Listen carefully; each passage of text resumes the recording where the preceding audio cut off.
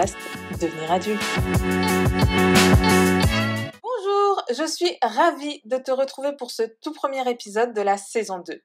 Comme je te l'ai annoncé dans l'introduction précédente, cette saison est consacrée aux clichés de la société que nous allons essayer de déconstruire tous ensemble. De ce fait, pour ce premier épisode, mon choix s'est porté sur le fait d'être célibataire à 30 ans et plus. En réalité, j'aurais pu mettre dans le titre « à partir de 25 ans » car personnellement, c'est l'âge à laquelle j'ai ressenti cette pression. Je ne sais pas si tu te souviens, mais quand on était petit, on était une grande majorité à se dire qu'à 25 ans, on serait marié, avec enfants, belle maison, un chien, etc. Le gros cliché. La réalité est souvent tout autre, principalement car ce n'est pas forcément nos choix en tant qu'adultes à devenir. Alors j'aimerais qu'on en parle un peu plus en détail. Le savais-tu? L'âge moyen du mariage en France est de 37 ans et demi pour les hommes et 35,1 ans pour les femmes. Comme il est important de citer nos sources, ces données viennent de l'INSEE et datent de l'année 2021. À noter que plus les années passent, plus ce chiffre grandit. Cela s'explique par le fait que la société évolue ainsi que les envies de chacun. Donc par exemple, on a l'allongement des études, la cohabitation avant le mariage, avant ce n'était pas possible, une pression sociale diminuée pour se marier jeune. Et je mets des guillemets à diminuer, car même si là je te parle de mariage, je veux surtout te parler du fait de ne pas être en couple. D'ailleurs, on nous met la pression à partir de 25 ans, soit 10 ans avant l'âge moyen du mariage pour une femme, et je trouve ça dingue, je n'avais pas réalisé en fait. Petite mise en situation. Si une personne de plus de 30 ans vient te voir, vous discutez et elle te dit être célibataire à 30 ans, quelle serait, toi, ta réaction face à ce qu'elle vient te dire? Parce que la mienne, elle serait totalement normale. Pour moi, me dire qu'elle est célibataire à 30 ans, c'est une info lambda, je ne le relève même pas. Cette personne a son histoire, elle fait ses propres choix. Peut-être même qu'elle vient de se séparer et se reconstruire, ou tout simplement, elle n'a pas encore rencontré la bonne personne. Pourtant, la majorité des personnes ont cette réaction. Les yeux écarquillés, un blanc qui s'installe, un étonnement, une atmosphère qui devient pesante, comme si d'un seul coup, le fait que la personne soit célibataire soit un problème. Et je le mets en gras, je le souligne, ce mot problème, parce que tellement ça me choque. Du coup, j'ai envie de creuser pourquoi cette réaction de la part de mes interlocuteurs. Alors déjà, il faut dire que la société, elle met en avant le couple comme l'idéal de réussite personnelle et de stabilité. Pour moi, chacun a sa propre définition du bonheur, mais selon les médias, la culture, les traditions, le bonheur passe par la vie à deux. C'est d'ailleurs pour ça qu'on appréhende souvent les repas de Noël quand on est célibataire, parce qu'on a toujours le droit aux fameuses questions « c'est quand t'as quelqu'un ?»« L'horloge tourne ?»« Tu nous présentes quand ton amoureux ?» On a juste envie en fait d'hurler, de nous laisser tranquilles et on appréhende beaucoup ces repas. Aux yeux de la société, une personne célibataire est perçue comme incomplète ou en construction. On considère le célibat comme une situation indésirable et temporaire. Pareil, côté finance, le système fiscal français favorise les couples mariés ou pacsés qui peuvent bénéficier d'avantages comme une déclaration commune d'impôts. Mais le fait de vivre seul, on supporte plus de coûts. Les dépenses quotidiennes coûtent plus cher, le logement, etc. On a également les activités sociales, les vacances, les événements, les dîners, où le célibataire est toujours mis de côté ou alors il est mal vu. Souvent, les offres commerciales sont pour les personnes en couple, les familles. Et d'ailleurs, petite anecdote, je me souviens que au tout début, quand j'ai emménagé toute seule dans mon appartement, je faisais mes courses au Monoprix et je prenais tous les produits pour une personne. Arrivé au rayon salade, je cherchais le tout petit paquet de salade pour une personne, pour pas avoir de gaspillage. Et là, il y a un monsieur assez âgé, il m'a suivi tout le long de mes courses et à chaque fois, on prenait les mêmes paquets individuels. Moi, ça me faisait rire et il m'a dit « Ah oui, madame, on pense rarement aux personnes seules. » Et c'est vrai, j'ai eu un regard tellement compatissant parce que, à chaque fois, on a des offres pour offres familiales, offres en gros, etc.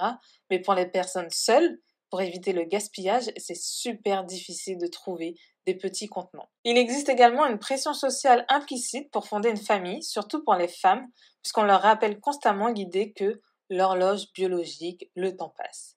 Et qui plus est, quand tu es célibataire, s'il souhaite avoir un enfant seul, cela s'avère plus compliqué dans certains pays pour les procédures d'adoption ou de PMA. Toujours en raison des normes sociales, les célibataires peuvent ressentir une pression interne pour trouver quelqu'un, ce qui peut générer du stress, de l'anxiété, une baisse de l'estime de soi, comme si en fait on n'était pas complet, on devait exister à travers les yeux de quelqu'un d'autre, et je vous assure que c'est épuisant. Et je veux rebondir avec cette anecdote. C'est quelque chose qui me sidérait, moi, quand je travaillais en entreprise. Les célibataires sont toujours plus vus comme disponibles. C'est-à-dire qu'à chaque fois, on demande à un célibataire de travailler tard, pendant les week-ends, car ils n'ont pas de famille à gérer. Et je trouve ça tellement injuste, parce que pareil, quand on posait nos congés, on devait toujours laisser la priorité aux vacances scolaires pour les parents. Et moi, si j'ai envie de partir à cette date, même en étant célibataire, c'est-à-dire que moi, dans mon entourage, j'ai beaucoup de professeurs d'école, donc si j'ai envie de partir avec eux en vacances, je ne pouvais pas poser à ces dates-là. Et je me souviens qu'à chaque fois, je leur disais à mes collègues, mais vous savez que c'est pas normal et tout. Ils me disaient, bah non, t'es célibataire, à toi de t'adapter.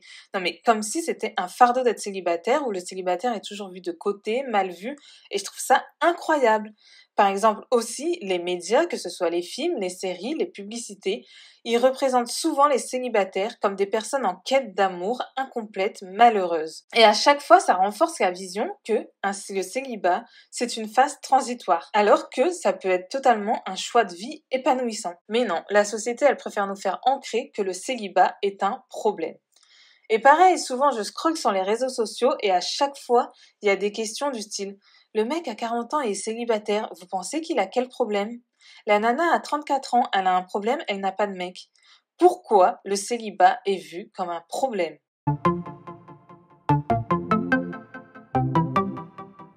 Est-ce que ça ne peut pas être vu plutôt comme quelque chose de positif? Par exemple, moi je peux te citer de nombreuses raisons pour lesquelles une personne peut choisir de rester célibataire après 30 ans. Les personnes sont heureuses. Arrêtons de dire qu'un célibataire est forcément malheureux. Par exemple, la personne apprécie sa liberté de vivre à son propre rythme sans savoir à se conformer aux attentes d'un partenaire.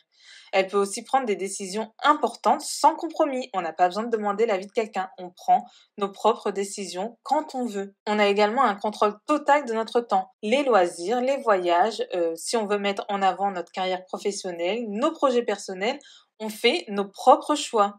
On a peut-être envie d'investir tout notre temps ou toute notre énergie dans notre travail sans les obligations d'une relation. On veut peut-être se concentrer sur nos passions, acquérir de nouvelles compétences sans se prendre la tête. Peut-être que la personne célibataire, elle veut prendre le temps de rencontrer un partenaire compatible. Et là, je trouve ça important de prendre le temps, même après 30 ans. Dès qu'une personne te drague, c'est genre, tu dois la prendre parce que, attention, t'as plus de 30 ans, après, tu vas trouver personne d'autre sinon. Alors que non, à plus de 30 ans, on a toujours le temps d'attendre la personne qui nous correspond, qui correspond à nos valeurs, nos objectifs, plutôt que de se mettre en couple par pression sociale, parce que vaut mieux être seul que mal accompagné, je le rappelle. Et je trouve ça dingue, c'est le nombre de personnes que je connais qui se sont mis en couple uniquement par rapport à l'âge. Moi, par exemple, j'ai une copine, elle me disait qu'à 30 ans, elle choisirait le premier homme qui la drague, que même s'ils ne sont pas compatibles, qu'elle pourrait que c'était pas concevable d'être célibataire à 30 ans. Sauf que moi, je pensais que c'était une parole en l'air. Je vous assure qu'à 30 ans, elle s'est mariée. Je crois qu'elle l'a rencontré 2 mois après, elle était mariée, parce qu'elle s'est dit, 30 ans, il faut absolument que j'ai quelqu'un. À noter que l'épanouissement est dans la quête de son propre chemin plutôt que de se conformer aux normes de la société. Il y en a tout simplement qui ne souhaitent pas s'engager. C'est leur vision. Là aussi, j'ai des personnes qui me disent qu'elles ont peur de ne jamais rencontrer la bonne personne. Alors, je suis peut-être un peu trop utopique sur ce sujet, mais pour moi, chacun rencontre au cours de sa vie la personne qui lui correspond. Pour moi, on le met sur ton chemin, quel que soit le temps que ça prendra. Alors, ça peut être certes à 40, à 50 ans, comme à 20 ou à 25 ans. Mais alors peut-être que j'ai regardé trop de films de Noël. Un beau jour, tu vas rencontrer la personne qui te correspond. Quel que soit l'âge, il y a un temps où on aura cette bonne personne. Certains préfèrent également rester célibataires après une rupture difficile, parce qu'ils ont besoin de se reconstruire émotionnellement, de retrouver leur équilibre. Pareil, il y a peut-être une personne qui a vécu des traumatismes et elle veut prendre le temps de les régler au lieu d'enchaîner les relations en répétant sans cesse les mêmes schémas tant qu'elle n'est pas guérie. Il y en a qui préfèrent rester seuls pour mieux se connaître, mieux s'apprendre, grandir émotionnellement. Pour moi, il existe des tas de raisons à être célibataire sans montrer qu'il y a un problème, bien au contraire. Et pour toutes les personnes qui voient le fait qu'être célibataire comme étant quelque chose de triste, je rappelle qu'être seul ne signifie pas se sentir seul. Être célibataire, ce n'est pas rester enfermé chez soi à pleurer. Au contraire, tu peux être épanoui dans tes relations amicales, familiales ou à travers des activités qui te rapportent une grande satisfaction sans ressentir le besoin oppressant d'avoir un partenaire. Et si je ne dis pas de bêtises, mais j'avoue, là je n'ai pas la source, mais il me semble que j'avais lu qu'une personne célibataire a une vie sociale plus variée et des relations sociales plus ouvertes et diverses qu'une personne qui est en couple. Alors certes, on est dans une société où le couple est sans cesse valorisé, mais arrêtez de juger négativement une personne qui est célibataire, quel que soit son âge. Vous ne connaissez pas son vécu. Des fois, je lis ou j'entends des jugements qui me crispent. Je me souviendrai toujours lorsque je travaillais en entreprise, une collègue assez âgée vient se présenter et me dit « Et ton compagnon fait quel métier ?» Comme si c'était évident que la population entière était en couple. Je lui réponds que je n'ai pas de compagnon, pensant clore la conversation. Mais j'étais si naïve. Pendant 20 minutes, elle m'a expliqué que je devais me trouver quelqu'un et avoir des enfants, car sinon, ma vie était triste. J'ai écouté son monologue d'une oreille et je lui ai demandé ce qu'elle connaissait de ma vie pour savoir ce qui est bien pour moi. Est-ce que j'ai envie d'entendre ces jugements de la part d'une inconnue à qui j'ai juste dû me présenter dans le cadre du travail? D'ailleurs, petite anecdote, j'ai partagé mon bureau pendant plusieurs jours avec cette collègue, c'était quelques mois plus tard après mon arrivée, et elle s'est mise à pleurer devant moi. Je lui ai demandé si elle souhaitait en parler et elle m'annonce qu'elle a un problème au cœur. Je vous assure, j'étais terrifiée, je lui demande si elle a vu un médecin, elle me dit que non, ça passera. En fait, c'est que plusieurs minutes plus tard que j'ai compris que problème au cœur signifiait une rupture. Moi, quand je lui ai dit est-ce que t'as vu un médecin, je parlais d'un cardiologue, j'ai vraiment cru qu'elle avait un problème au cœur. Je pensais pas qu'elle me disait problème au cœur pour rupture. Franchement, je me suis trouvée trop bête. Et dans les situations qui me crispent, il y a pire encore, c'est quand j'entends des phrases du type « Fais un effort, tu vas finir seule, baisse tes critères, tu vas finir vieille et seule. » Oui, on rajoute le vieil. Si t'es pas prête à vivre une relation à 30 ans, tu seras jamais prête. Sois moins difficile, t'es trop exigeante. Mais stop en fait. On dit toujours que si la personne est célibataire après 30 ans, elle a un problème.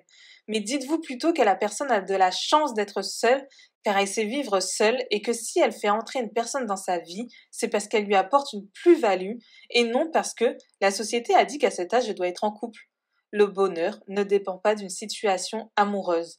Et comme dirait notre meilleure amie Laurie, moi je préfère rester toute seule, sous leurs airs innocents, ce sont de vieux brigands. Alors voilà, j'espère que quel que soit ton âge, si t'es en couple ou célibataire, tu es heureux, parce que tout ce qui compte, c'est que tu sois heureux et bien dans ta vie. Et si tu avais l'habitude de juger une personne qui était célibataire, ben j'espère que cet épisode t'aura fait prendre conscience qu'on peut être heureux et célibataire. Oui, les deux mots vont ensemble. Être célibataire n'est pas du tout un problème, même si la société et les médias veulent nous faire le contraire. Non, n'aie jamais honte d'être célibataire, au contraire, écoute-toi. Et moi, je suis persuadée que comme dans les films de Noël, eh ben d'un seul coup, Mike du ranch va débarquer et vous allez tomber fou amoureux. En tout cas, un grand merci à toi d'avoir écouté cet épisode et d'être resté jusqu'au bout.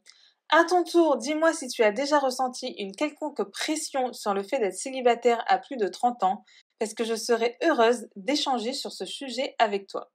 Tu peux aimer, partager cet épisode, mais aussi t'abonner, ça me ferait super plaisir. Et on se retrouve un mercredi sur deux pour échanger sur les clichés de la vie d'adulte. Et moi, en attendant, je te fais plein de poutous.